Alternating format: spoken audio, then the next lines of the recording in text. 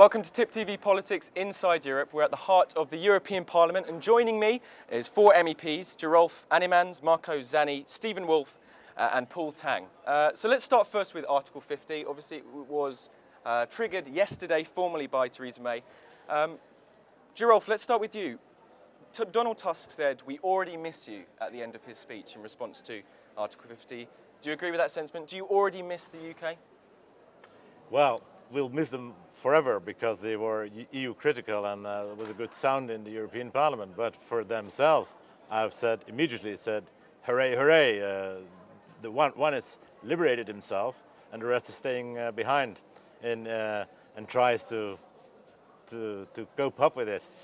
I mean, Paul, one of the things which was a key theme within the letter was talking about security, and in the UK at least, it's been referred to as a possible blackmail by Theresa May that if Europe don't cooperate during the negotiations, they will not get cooperation in the future to do with security arrangements. Do you think that that's a particular threat to the European Union, the loss of British support over security?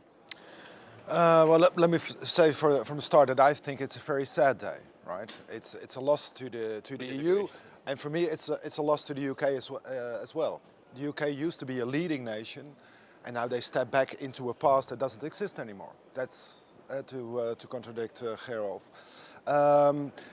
On security, I still think we have a common interest. So what we're looking for a divorce. It's probably going to be messy, no doubt about it. I've never seen a divorce that wasn't messy.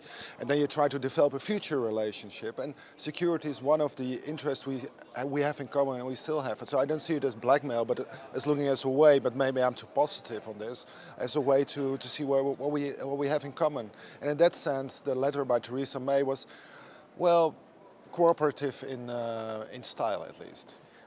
Stephen, Michel Barnier, the EU chief negotiator, of course, for the EU, said he's not prepared to haggle with security of our fellow citizens in trade discussions. Do you think that is a wise move to him? Do you think that's just hard talk, but in reality it is going to be something on the table? Look, the reality, as Paul says, in every divorce that you ever have, and those people who are watching from this audience who've gone through it and seen friends know that they can be very difficult and hard at the beginning, and you have really deep entrenched views.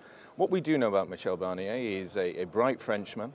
He will be looking after the interests of the European Union, and let's look at the people of Europe as the children.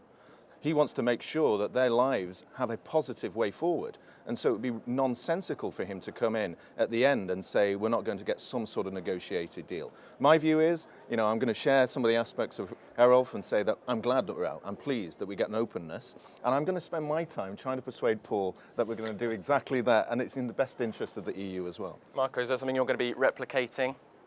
I don't know. I think that the main point of the letter that the UK government sent to the EU institution to trigger Article 50 sets out a couple of very important points. The first one, and the difference between the approach of the UK and the European Union, is that to me seems that UK has a clear position on Brexit. So asking some point, asking some negotiating point, and showing an openness on some issues, so complying with EU regulation on some topics also outside the EU framework. On the other side, the EU is hiding itself behind the process, so they are saying we don't want to start trade deal talks before setting up the Brexit bill. So it's a different approach. UK is more pragmatic, and the EU, that is composed now by 27 different member states, is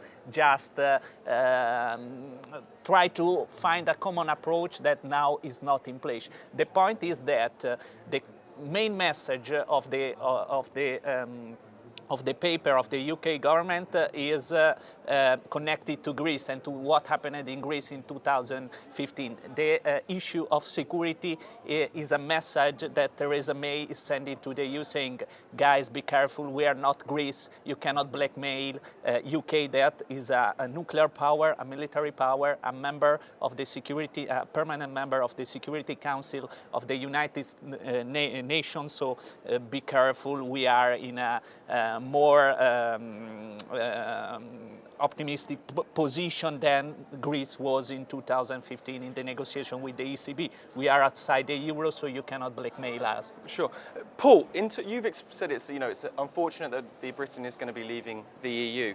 In terms of what when David Cameron came to renegotiate in February 2016, he came back and the renegotiation he was given was seen as unsatisfactory and arguably could be a cause for why the EU referendum and Brexit actually happened, which is the EU reluctance to evolve and renegotiate with the UK. Do you regret, in terms of the EU's response to David Cameron last year, do you think that there could have been more room last year to prevent Brexit actually happening? I'm not sure that there was that room. In a sense, I was, let's say, to put it mildly, surprised by the tactic of David Cameron, that you try to convince the British people by trying to make a deal in Brussels. I don't think that any deal in Brussels would have convinced the British people. It would have been decisive in a campaign for the referendum. And in fact, the campaign was not about the deal made in Brussels. So I would downplay that. And I think David Cameron made a huge mistake by trying to export a domestic problem, in fact a problem in his own Tory party, which is still there, and trying to export it to Brussels. That was tactically stupid. Stephen, I mean, is Paul right there? Was David Cameron just exporting a Tory party division onto Europe? No, he was exporting a number of divisions. The Conservative Party that had been split on this issue for a generation. There was pressure from another political party in terms of UKIP at that time that was hanging on to their heels and saying that they could lose seats across there. And the reality is, Paul is absolutely right, is that to go out there without a defined idea, without really getting anything back either, was not really going to be looked upon by the British people in relation to the overall aspects of the referendum. All they simply said, and it added fuel to our fire, is that, look, you can never do a deal. You can't do a deal then properly unless you actually leave. And so he hindered himself. There's no doubt about it. So again, I'm getting two things here where I'm agreeing with Paul. Am I going to be moving to the socialist?